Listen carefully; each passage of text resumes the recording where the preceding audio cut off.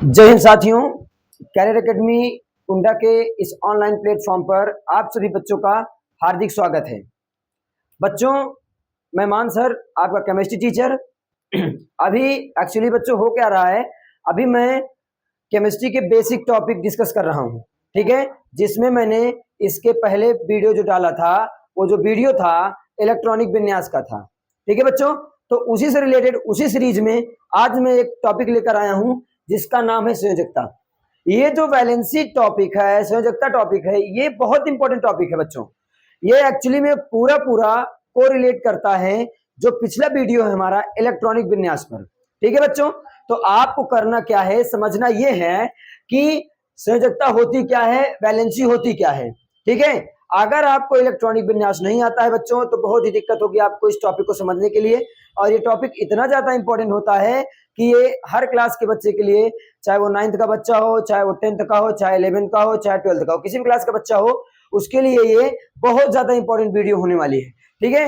Even मैं यहाँ तक बात कर रहा हूँ जो बच्चे कंपटीशन की तैयारी करते हैं, कंपटीशन की तैयारी करने वाले बच्चे भी इसको इजीली आराम से देखकर समझ सकते हैं, क्योंकि ये जो टॉपिक है जहां जहां पर जिस जिस एग्जाम में साइंस पूछा जाता है उसमें वैलेंसी जरूर पूछता है, ठीक है बच्चों। तो आइए हम अपने वीडियो को स्टार्ट करते हैं और चीजों को आपके सामने रिप्रेजेंट करते हैं कि कैसे क्या होगा, वैलेंसी क्या होती है और इसको समझा कैसे जाता है और किस तरीके से आसान भाषा में इसको हम आसानी तरीके से आपको समझाकर और आप अच्छे समझ भी पाओगे, ठीक है।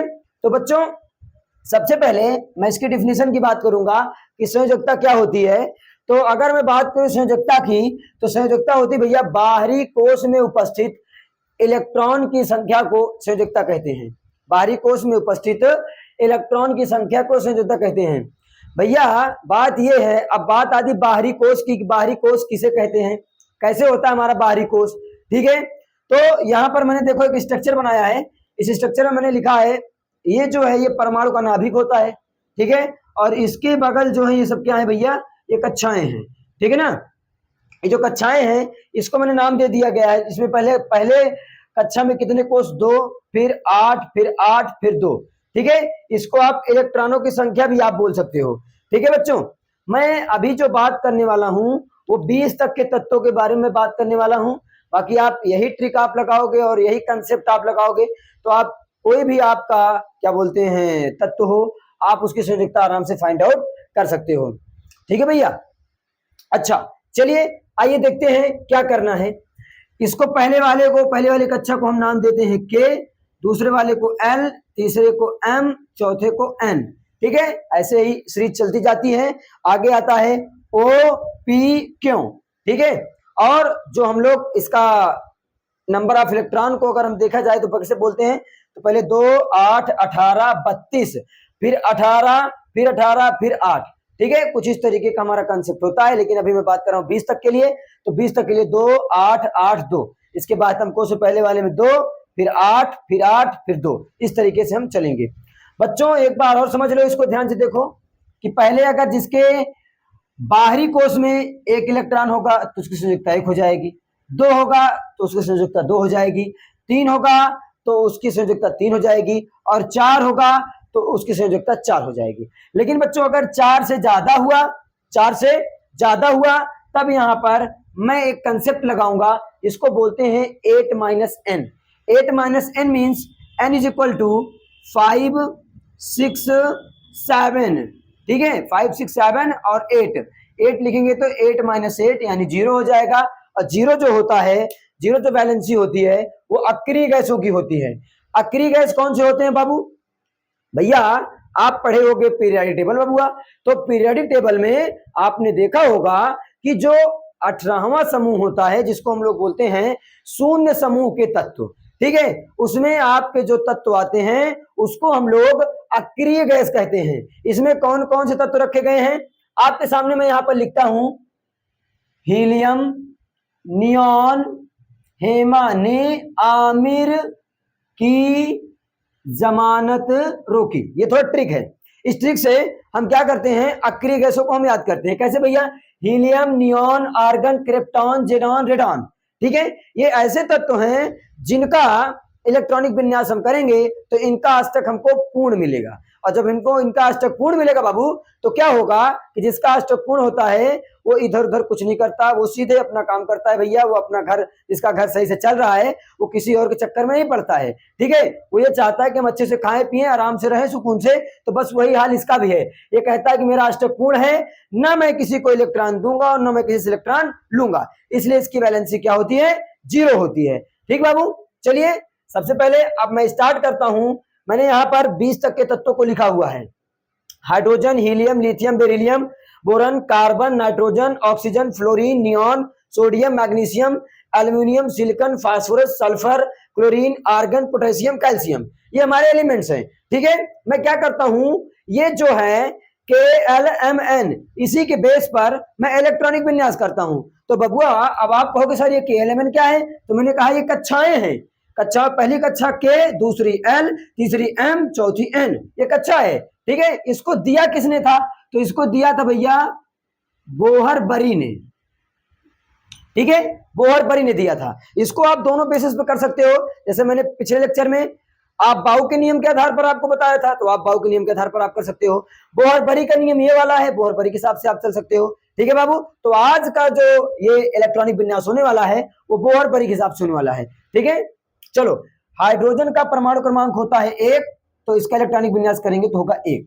ठीक है, क्योंकि पहली कक्षा में मैक्सिमम 2 इलेक्ट्रॉन रह सकते हैं, 2 से ज्यादा इलेक्ट्रॉन नहीं हो सकते। 2 से कम हो जाएंगे लेकिन 2 से ज्यादा नहीं होंगे। ठीक है, हीलियम का परमाणु क्रमांक होता है 2, तो इसका हो जाएगा 2। ठीक है बाबू, चलो आते हैं लिथियम। लिथियम का परमाणु क्रमांक होता है 3, तो पहली कक्षा में 2 और 2 के बाद आएगा 8। अब 8 से कम हो जाएगा लेकिन 8 से ज्यादा नहीं होगा। ठीक है, तो 2,1। फिर बेरिलियम का 4, तो 2,2। फिर बोरान का 5, तो 2,3। फिर कार्बन का 6, तो 2,4। फिर नाइट्रोजन का 7, तो 2,5। ऑक्सीजन का 8, तो 2,6। फ्लोरीन का 9, तो 2,7। नियॉन का 10, तो 2,8। ठीक बाबू, अब देखो हम 8 तक पहुंच जाए, अब हम तीसरी कक्षा में जाएंगे। ठीक है, तीसरे कोर्स में प्रवेश करेंगे, तो तीसरे कोर्स में भी कितने आएंगे? 8। तो चलो 2,8,1, क्योंकि सोडियम का होता है 11। फिर आगे चलेंगे मैग्नीशियम, 2,8,2, मैग्नीशियम का 12 होता है। ठीक है, एल्युमिनियम पर आएंगे बाबू, तो एल्युमिनियम को हो जाएगा 2,8,3। सिलिकॉन का हो जाएगा 2,8,4। फास्फोरस का हो जाएगा 2,8,5। सल्फर का हो जाएगा 2,8,6। क्लोरीन का हो जाएगा 2,8,7। आर्गन का हो जाएगा 2,8,8। अब आप देखो आगे और चलेंगे हम। अब ये वाला भर गया ना, तो इसके आगे चलेंगे। तो इसके आगे पोटेशियम का 2,8,8,1 और फिर कैल्शियम का होता है 20, तो 2,8,2। ये 20 तक हो गया इलेक्ट्रॉनिक विन्यास। ठीक है, मैंने यहाँ पर बोहर-बरी के हिसाब से कोषों के आधार पर मैंने क्या कर दिया? इलेक्ट्रॉनिक विन्यास कर दिया। अब बच्चों, अब आप समझो कि किसकी संयोजकता कितनी होती है। ठीक है, तो यहां पर मैं लिख देता हूं संयोजकता। ठीक है ना, इस सीरीज में संयोजकता लिखेंगे। अब भैया 1 है तो 1, इसके बाद हम कोष में 2 इलेक्ट्रॉन है तो 2 संयोजकता। इसके बाद हम कोष में कितने इलेक्ट्रॉन दिख रहे हैं? 1, तो इसकी संयोजकता 1। इसके बाद हम कोष में कितने इलेक्ट्रॉन दिख रहे हैं? 2, तो इसकी संयोजकता 2। इसके बाद हम कोष में कितने इलेक्ट्रॉन दिख रहे हैं? 3, तो इसकी संयोजकता 3। इसके बाद हम कोष में कार्बन के बाद हम कोष में कितने इलेक्ट्रॉन दिख रहे हैं? 4, तो संयोजकता 4। अब आ गया बाबू हमारा कंसेप्ट कि नाइट्रोजन के बातम कोष में 5 है, तो संयोजकता बाबू 5 तो होती नहीं है। अब मैंने बताया था कि जब 5, 6, 7, 8 हो जाए तो आप लगाओगे n माइनस n। क्या लगाओगे? 8 minus n, sorry 8 minus n। 8 minus n में क्या करोगे? n बराबर हो जाएगा आपका 5, 6, 7, 8। तो 8 में से 5 घटाओगे तो 8 में से 5 जाएगा तो बचेगा 3। फिर 8 में से 6 जाएगा तो बचेगा 2। 8 में से 7 जाएगा तो बचेगा 1 और 8 में से 8 जाएगा तो बचेगा 0। अब आप देख रहे बाबू, नाइट्रोजन की संयोजकता 3, ऑक्सीजन की संयोजकता 2, फ्लोरीन की संयोजकता 1 और नियॉन की संयोजकता 0। क्यों 0? क्योंकि नियॉन क्या है? नियॉन एक, अगर आप देखोगे नियॉन जो है एक अक्रिय गैस है और अक्रिय गैसों की संयोजकता क्या होती है? 0, मैंने आपको बताया। फिर आप देखो सोडियम पर आ जाओ। सोडियम के बाह्यतम कोष में कितने इलेक्ट्रॉन? 1, तो संयोजकता 1। मैग्नीशियम के बाह्यतम कोष में कितने इलेक्ट्रॉन? 2, तो संयोजकता 2। एल्युमिनियम के बाह्यतम कोश में कितने इलेक्ट्रॉन? 3, तो संयोजकता 3। सिलिकॉन के बाह्यतम कोश में इलेक्ट्रॉनों की संख्या 4, तो संयोजकता 4। अब फिर 5 आ गया बाबू, तो फिर घटाओ आप। 8 में से 5 गया 3, फिर से देखो 8 में से 6 गया 2, 8 में से 7 गया। इसको थोड़ा मैं रेज कर देता हूं क्योंकि थोड़ा यहां पर विजिबिलिटी नहीं हो पाएगी, आप थोड़ा कंफ्यूज हो जाओगे। 8 में से 7 गया 1, 8 में से 8 गया 0, और ये तो है इसके बाह्यतम कोश में 1 इलेक्ट्रॉन तो 1, और इसके बाह्यतम कोश में 2 इलेक्ट्रॉन तो 2। ठीक बाबू, यहां पर समझ लीजिए थोड़ा फास्फोरस के लास्ट इलेक्ट्रॉन में लास्ट कक्षा में 5 इलेक्ट्रॉन थे, तो मैंने क्या लगा दिया 8 - n।